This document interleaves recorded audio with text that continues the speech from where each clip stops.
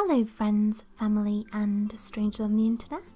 I'm Valentini and I'm back again to show you another one of my zodiac pictures. This time I'll be drawing my interpretation of Aquarius and the water bearer.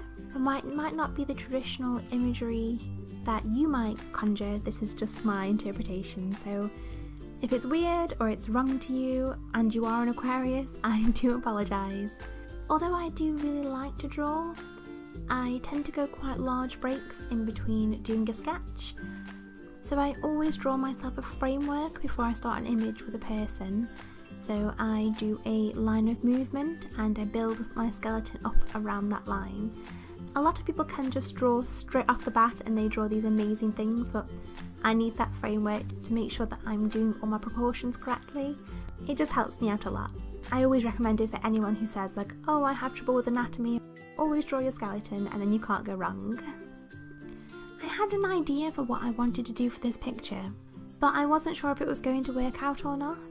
Sometimes you have that thing where you picture a position or a layout in your head, and when you put it into practice, it doesn't make sense. It's not physically possible.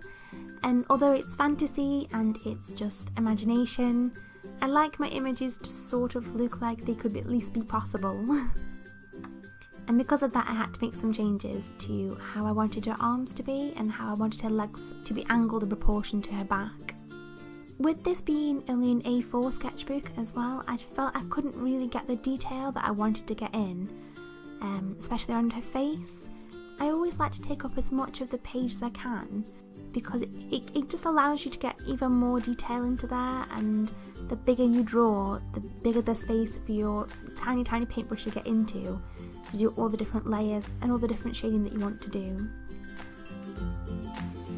I don't draw a lot of water, so I was really struggling to make the water look like water, or at least like a liquid, and I couldn't decide whether I wanted to do a sort of cartoonish liquid or I wanted to do realistic liquid. But with the picture being a sort of manga-ish like style, I sort of went with the more cartoon style. When I first started this series of pictures, the emphasis was on the character itself. So when I was drawing this picture, I was really upset because I couldn't put details into the face. I couldn't make her recognisable as a particular person or a particular character. And in the long run, I think that's worked out well for me, because now it looks like a completed image rather than just a character drawing, which I really never intended, but I was really happy with when I realised that had come together. And to be honest, I don't think I really recognised that until after I painted it. And in all honesty, I really wasn't very happy with this picture. Once I completed it, I just sort of looked at it and thought, no, this is just not what I wanted at all. But on the plus side, that meant that I wasn't afraid when it came to colouring, because I know that I'm not a particularly good colourer. I much prefer drawing than colouring. That always means that when I go to colour a picture, I risk ruining it. But because I wasn't that fond of this picture, I wasn't afraid to put any colour to it.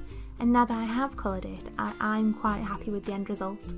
I will probably upload my next video next Monday with the painting video, so you can see what I ended up achieving at the end.